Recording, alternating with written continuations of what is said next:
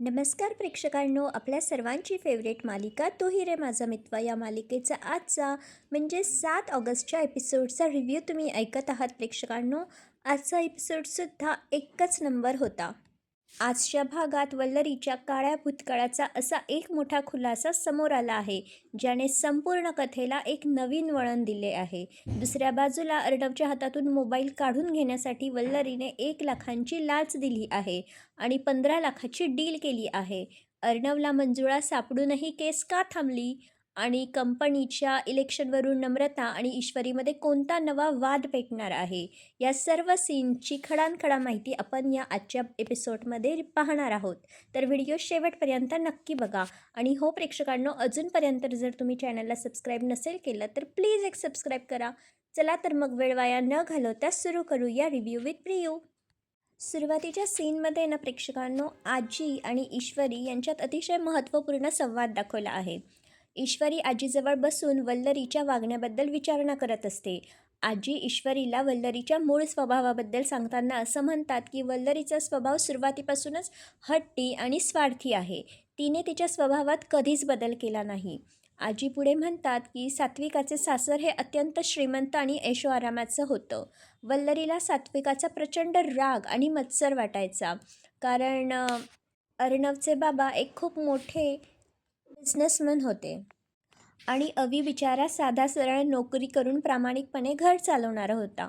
पण वल्लरी अवीवरती सतत भडकायची आणि अट्टहास करायची. कधीकधी ती सात्विकाला न विचारता तिचे महागडे दागिने आणि साड्या वापरायची. भावा बहिणीमध्ये भांडण होऊ नये म्हणून सात्विका गप्प राहायची, पण वल्लरीने याचा गैरफायदा घेतला.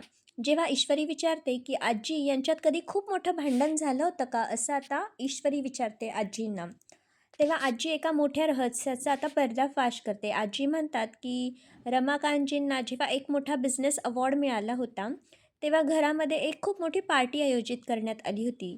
त्या पार्टीत मिळालेलं ते महत्त्वाचं मेडल जे होतं ना, ते वल्लरीनेच चोरलं होतं. सात्विकाला तिच्यावरती शंका आल्यावर तिने वल्लरीला रंगेहात पकडलं आणि ऐन पार्टीमध्ये सात्विकाने वल्लरीचं थोबाड फोडलं होतं. खूप तिला जोरात मारली होती. हा भूतकाळ ऐकून ईश्वरीला मोठा धक्काच बसतो आणि वल्लरीवरती लक्ष ठेवणं किती गरजेचं आहे हे तिला आता समजतं ईश्वरीला. आणि मग त्यानंतर ईश्वरी आता किचनमध्ये काम करण्यासाठी निघून जाते.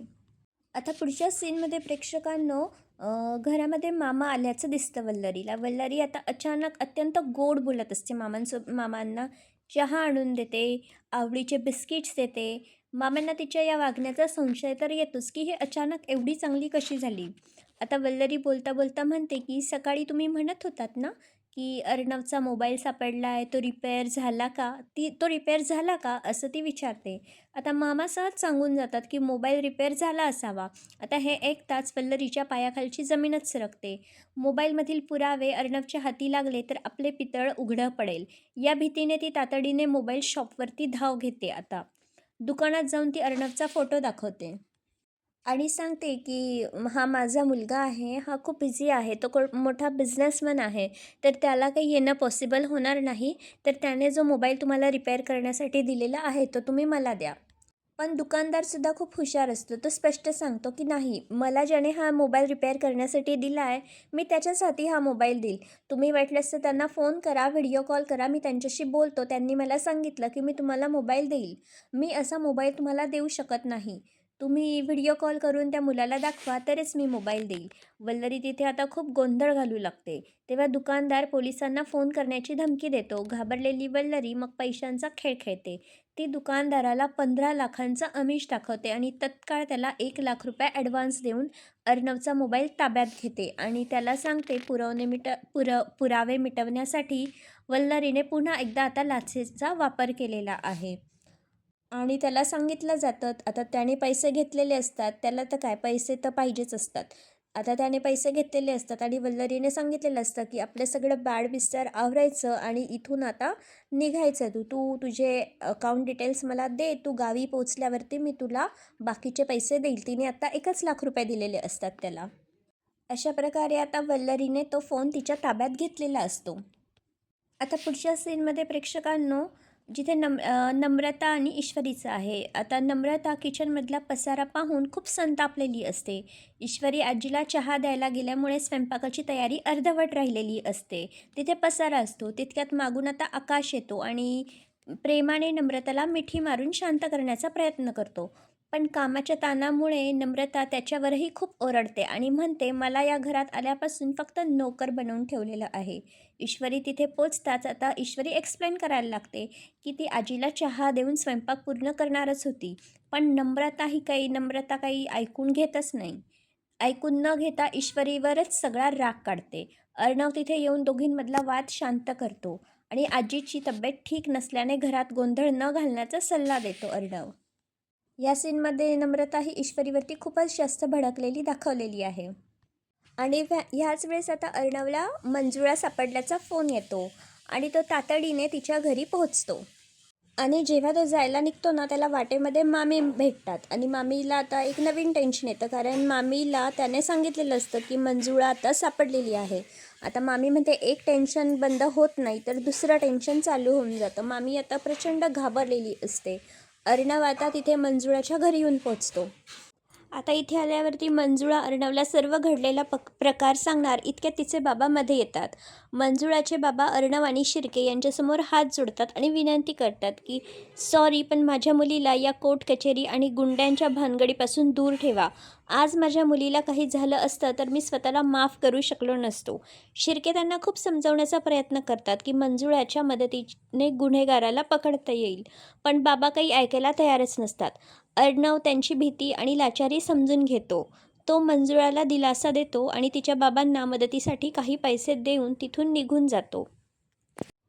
आता पुढच्या सीनमध्ये प्रेक्षकांनो, मंजुळा पळून गेल्याचं कळताच वल्लरीला प्रचंड राग येतो. ती घाबरते आणि रूममध्ये येऊन उदयकांतला आता फोन लावते. आता उदयकांत दारूच्या नशेमध्ये धुंद असतो.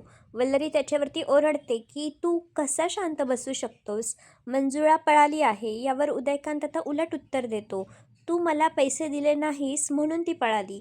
दोघांमध्ये फोनवरती जोरदार खटके उडतात. उदयकांत वल्लरीला थेट धमकी देतो की मी जर अडकलो तर तुला सुद्धा सोबत घेऊनच बुडेन. ही धमकी ऐकून वल्लरीला समजतं की उदयकांत आता तिच्यासाठी खूप धोकादायक बनला आहे. त्यामुळे आता स्वतःला वाचवण्यासाठी उदयकांतचाच काटा काढण्याचा नवीन प्लॅन आखायला सुरुवात करते ही वल्लरी.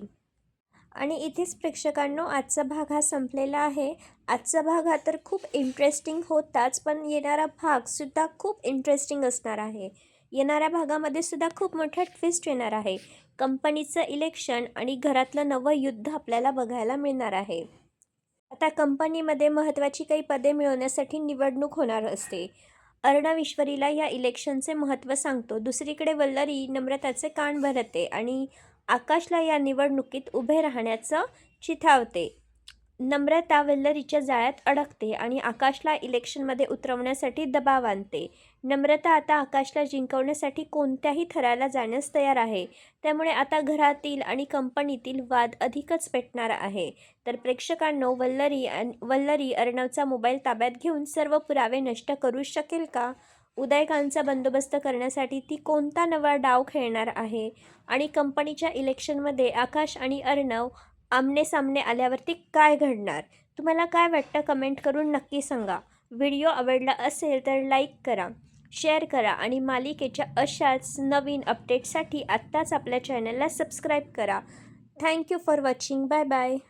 पुन्हा भेटूया उद्याच्या भागात.